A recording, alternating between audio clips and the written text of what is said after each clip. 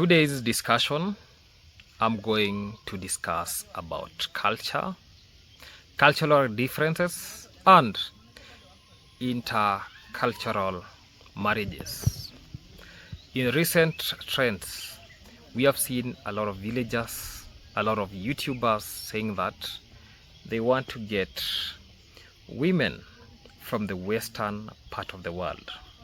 I'm not going to be judgmental because the recent generation and the generation behind us, they don't do anything in accordance to the culture. And I'll be elaborating something about cultural, African culture. Let me start by saying this. A lot of intercultural marriages, instead of flourishing, they end up perishing. Even me, when I was growing up, I used to tell my parents that when I grow up, I will marry a lady or a woman from the western part of the world. I don't know about that. I don't know if that will still remain, but let me say this. In African traditions, your wife or your woman is seen as an object and subjected to the husband. For example, if I was to give my wife some punishment, let me just give it a good example that a lot of people will be understanding. For example, I have a wife. I call her for caning. She will come, take her caning, and she will not cry. And if she'll be crying, she'll not even hold it against me. We used to watch our moms being beaten. That's how African women were cultured to do. Let me give good examples. Marwa and Rocio, they come from two different worlds and culture. Rocio wants to be treated with affection and equality. And in Africa, Marwa won't show affection like that. He sees her like object.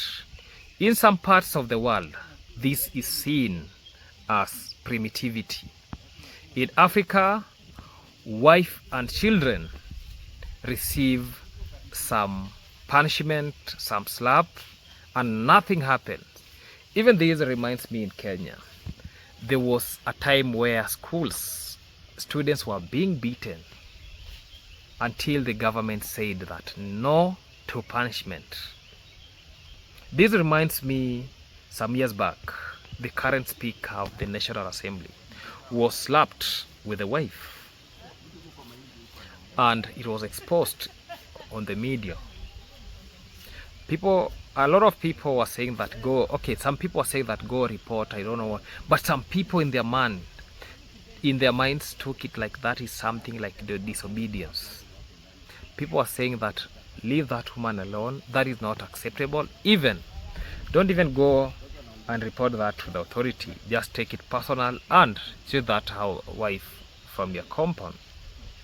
I have to clap back to the current speaker of the National Assembly, Honorable Wetangula, for the action that you took. Let me not bring politics into this. In Africa, we beat children and it is normal to us, but for people from the Western world, they see it as something big. We have laws against that, but the issue in the ground is so different. Many women are okay with that, and some of them are cultured that way. Generation changes, men and Western world women don't work because of different culture, because we have seen relationship in Africa, in the village, in Kenya, not working. And I'll be giving out examples. Let me start by the most recent one, Marwa and Rocio. In this relationship, to me, I see it as not working because of cultural difference. Judge, don't judge, I don't care, but that's the reality. Leaving that aside, we saw Gabi and Bushman calling work with the same reason. Vijay Jonah couldn't work even though he did wedding. Because of that, Vin and Lenny didn't work because of cultural differences. I'm not talking about hate. I'm not talking about money. I'm not talking about love. It is all about cultural difference. Even in African setup, we have some myths. It is not customary to kiss a woman in the streets like in American Western world. It is rare in the villages to see man holding a woman hand in public. In village, we believe that it is only a child who is supposed to be holding hands. That's it because of intercultural don't work in Africa. Let me say this, let me not touch about the ladies part, because for them, we have seen it like it is working out. Let's say when a Western man tries to marry an African woman, even though for Dimwango and JD from Filipino didn't work, but a lot of Africans, it has really worked. For today's episode, we are going to talk about this. Let us watch till the end. For my deep analysis, I'm not going to give examples. And when even you see the con mom and con dad beating, okay, the con dad beating the con mom, the reason why it is not even exposed to the camera is because of the cultural differences. So in my deep analysis, I'm not going to judge. I'm not going to talk about it. Now stay tuned so that we can dive deep. And after that, I'm going to elaborate further about the reason why I'm in this setting so that we get to understand it very well. Stay tuned. Let us watch. Let us dive deep. Ladies and gentlemen, welcome back to this amazing YouTube channel that goes by the name Max Lumumba Africa, and Max Lumumba is my name. A village content creator, born and raised in a village setup, no jobs, nothing at all. But my sustainability, I'm really depending on this content creation to make a living. That being that, let us subscribe, like, comment, and share this video to other individuals. And remember to turn on the notification bell so that any day, anytime I post any video, you people get updated and watch this video till the end without skipping any ads. That being that, basically I'm doing analysis video where I'm analyzing videos that have been posted in public domain. Still, I launched another YouTube channel that goes by the name Vibe with Lumumba, that actually I do we call it village logs and lifestyle video, my personal lifestyle video. I usually post them in Vibe with Lumumba, so you can check it out, subscribe, watch the videos that are there. I have a playlist in that other side so that we can make it a reality. That being that, today's background look very different. It is 6 years old.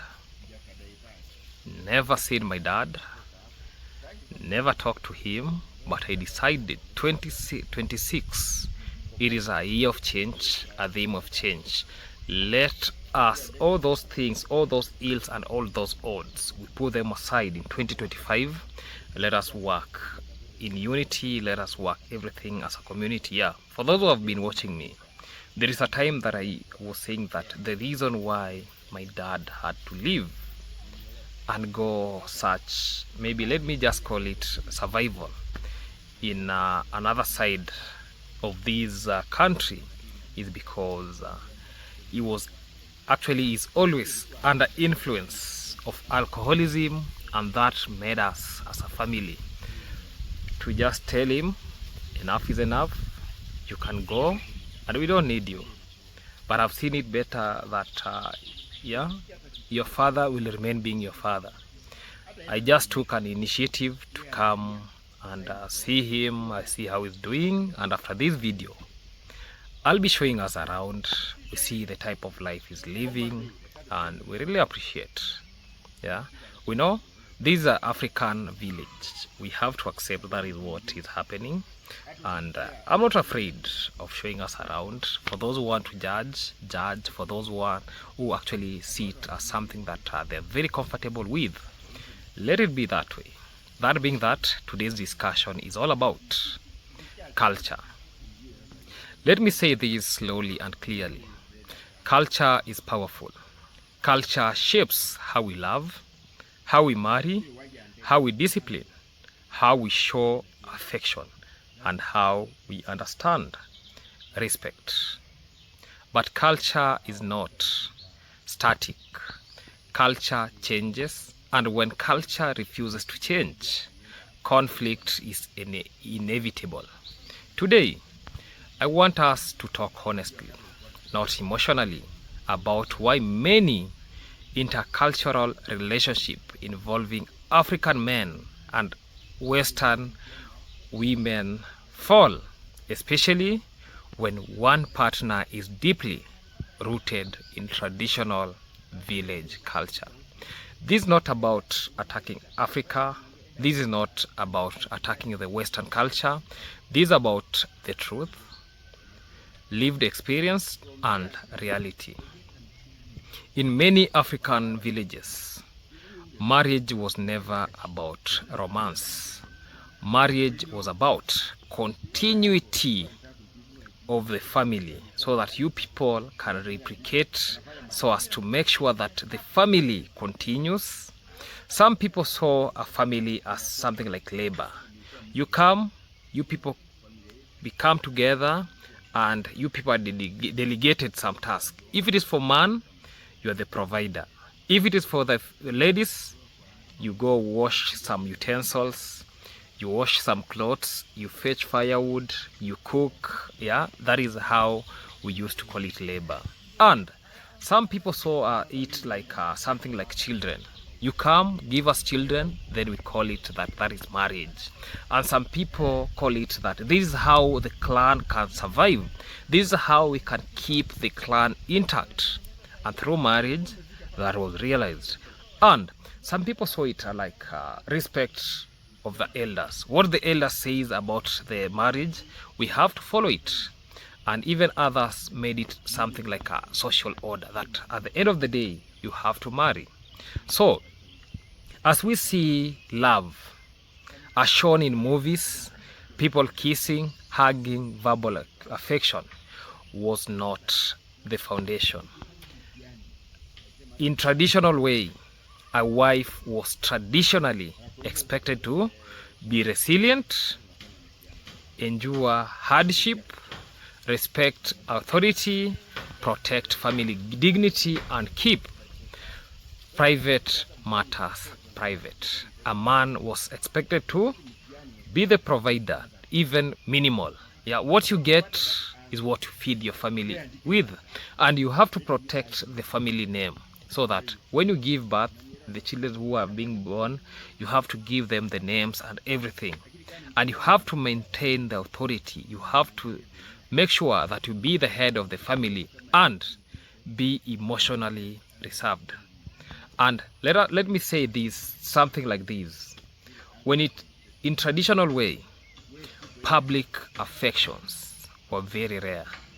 Holding hands in the village creates suspicion. Kissing in public seen as childish, unserious, or even immoral. Why? Because affection was private and dignity was public.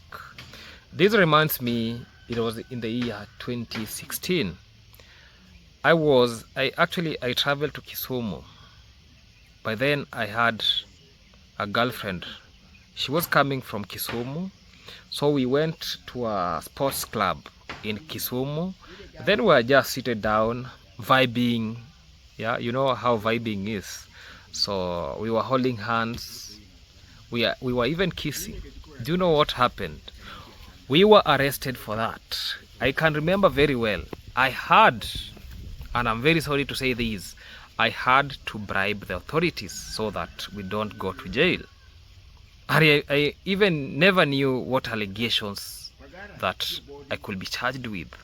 That being that was the olden days, not nowadays. Let me talk about something. Now, this is where many people get uncomfortable, and they should. Historical, some African societies normalize harsh discipline. Children were disciplined physically. We used to see how children were being beaten. Women expected to endure suffering silently. Women were worked on with our fathers. That is the reason why even we had to tell our father, you have to leave the village, go search life somewhere else so that we can live in peace. And family matter hidden from outsiders. Anything that happened within the family, even the neighbors were not supposed to hear about it. This actually is related to what was happening about, okay, this is just an allegation about the Condad and Conmam family. So anything that you see happening there, it was something like outsiders were not supposed to know. And this does not mean it was right. It means it was normalized by survival culture. Life was hard. Hunger, war, colonization, poverty, and diseases. Softness was seen as a weakness. Endurance was praised. But let me be very clear. Normalization is not justification. Culture explains behavior. It does not excuse any harm. That is why law exists today and why many Africans reject these practices. This reminds me about the current Speaker of National Assembly, Honorable Moses Wetangula. There is a time he was slapped by the wife. Many people judged, many people said a lot of things, many people condemned that act. Even when the Speaker, by then he was the Senate of, which county was that? He was the Senate, I think Bungoma County. So a lot of people were saying that this should not happen, a woman slapping a man. And even the Speaker himself wanted to go and report this issue to the authority. People sat and told him that stop behaving like be a real man, stop behaving like a child. You are supposed to react back. Not even when he was doing some politics, people are telling him that we cannot elect you because you are beaten by your wife. So it was something like ridiculous, something that is not seen, and that's the reality of the game. So in Africa, that is how things really happen. Now let me talk about the Western side. Western relationship is built on emotional expression, verbal reassurance, and equality in decision making, public affection, psychological safety. A Western woman expects to be heard, to be affirmed, to be touched with care, to be defended emotionally, not controlled. Silence is interpreted as neglect. Authority is interpreted as control, and endurance is interpreted as oppression. So when a Western woman enters a traditional African male mindset, conflict begins immediately. Not because either side is evil, but because their emotional language are we call it incompatible. Yeah. Let me say this.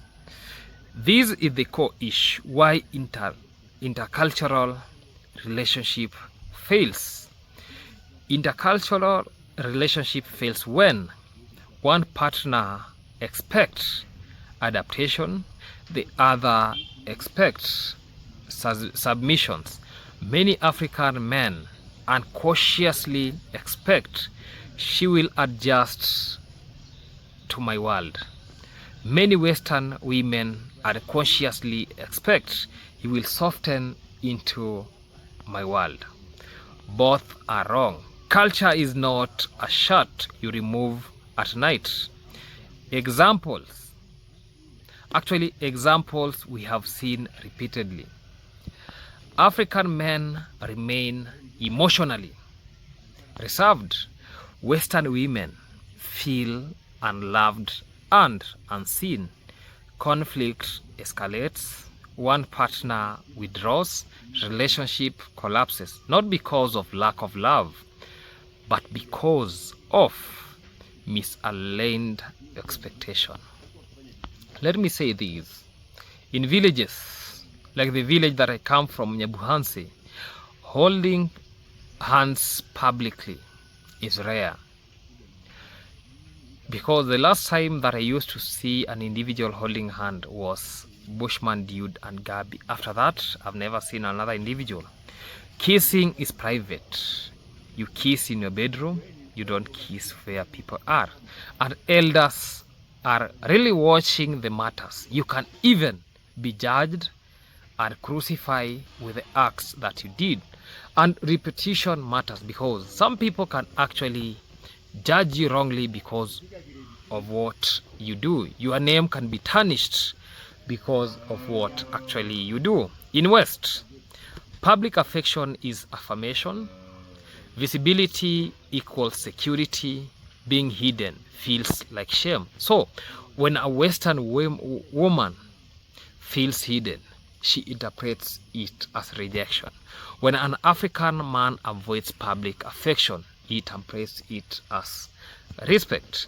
So same action, different meaning. Let me say this. Now this is where everything changes. Social media has exposed village youth to global values, challenged silence, questioned authority, redefined masculinity, and empowered women. Young African men today want emotional connection, want partnership, want modern families. Young African women today reject endurance culture, demand respect, demand voice. This is not westernization. This is evolution. Let me speak personally now. If I were to be with a Western woman, I know one thing. I will have to unlearn before I love. That means learning emotional expression, rejecting silence as strength, understanding consent deeply, and accepting equality, not authority, and choosing communication over control.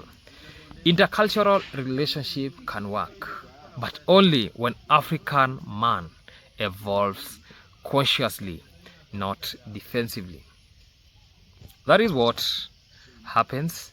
A lot of people just find themselves being in love with the Western, let's say the Western women, without determined to maybe to learn something from them.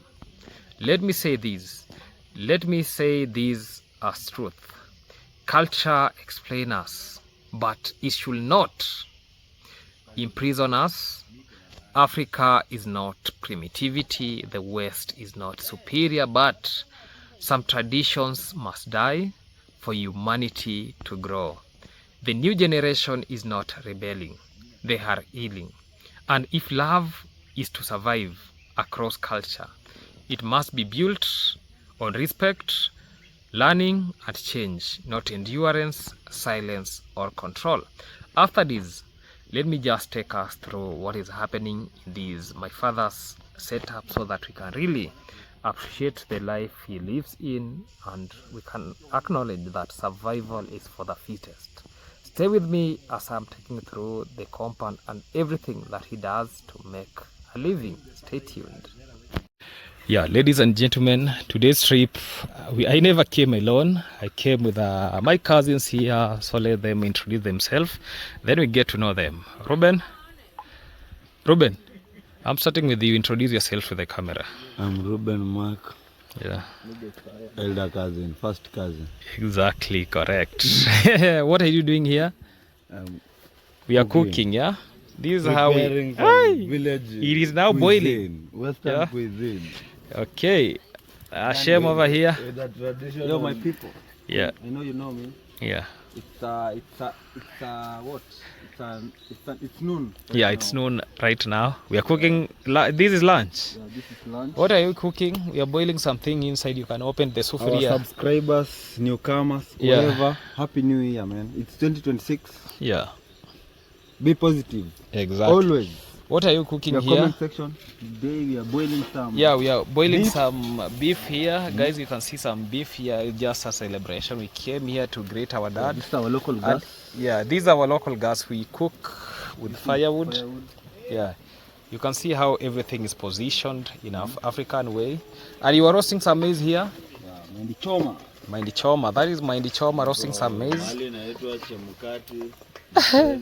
Yeah, umeka pilipili. You can see some pepper there. Of course.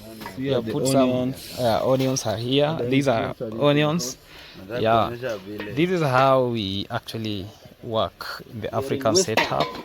You can see even the elders. Western part of Kenya. Yeah, elders are there seated and everything. Yeah, everything is there and everything is working out.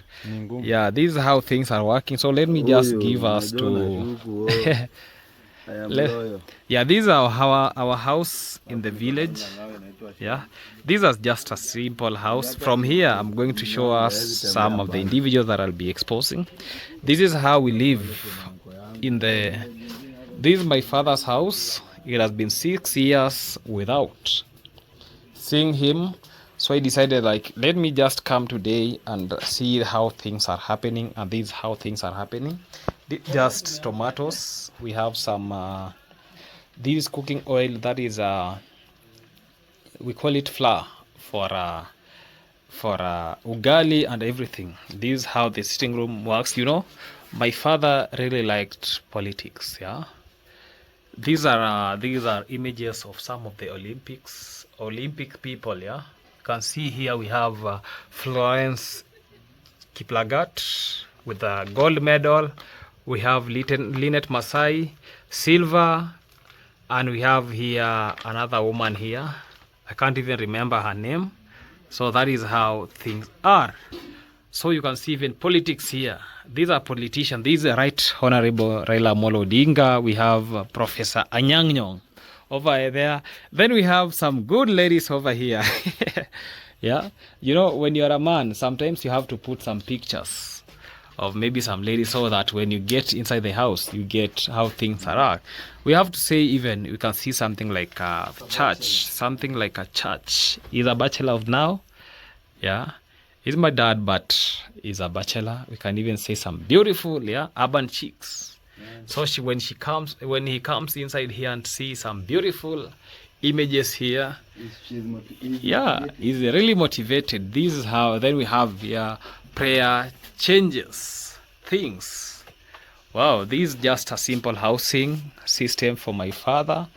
Yeah, I don't want to take us in the bedroom. Yeah, we can see even the rooftop. We have some what do we call these? Jamvi mats. Yeah, these are mats. That's what you call roof what? Yeah, those are just roof mats.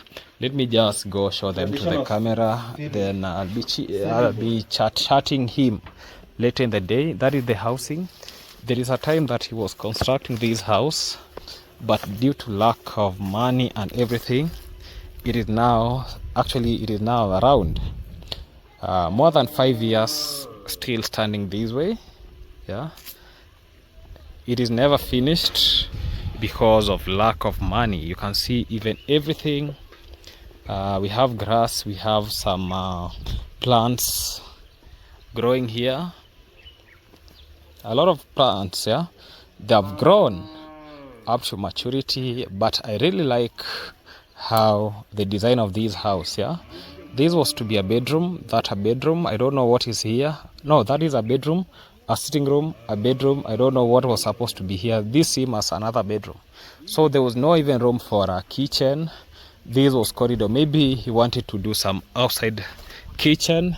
but this structure stagnated for years here, because from what we can see, it tells us that okay, it started the foundation, but due to lack of finances and everything, it is still stuck at that place. So he's living there. He has been living there for those all years. This is his piece of land. I have to appreciate he has a very beautiful toilet from that point. Now this is what is really headaching him. Maybe in the near future, when I'll get money, I'll be building these for him. Yeah, very good. It's just lifting, putting rentals, putting roofing, then I'm done with that housing. That is that for now. We are now preparing lunch, and you can see very good, beautiful African village fence. You can see the way it is, and everything is now working out very nicely. Let me show them on the camera so that we can really appreciate. Other discussion I'll be doing with him. This is a mat. We are relaxing here. This is just a village seat. This is a village seat. This is how village seats look like. This is a mat that we were relaxing here under this tree here. We are relaxing here. This is my sister. Say hi to the camera. Hi. Say your name. Nancy. Yeah. This is my father over here. Say hi through the camera. Hi. Say your name. Marwa. Okay. This is my father. This is the brother to my father. Say hi to the camera. Hi. Yes. Yeah, guys.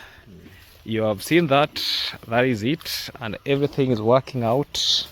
We are trying to prepare here lunch so that we can actually take some food and call it a day. This is Shem, the chef. Shem, the chef. Gifted hands. Gifted hands. Can do shit. Exactly. Watch me. Exactly. Yeah, Shem is the event planner. Is the chief chef of today. And everything is working out very well, nicely, and I have to appreciate that. That being that, let us meet in the next episode. Goodbye for now. Let us meet in the next episode. Goodbye.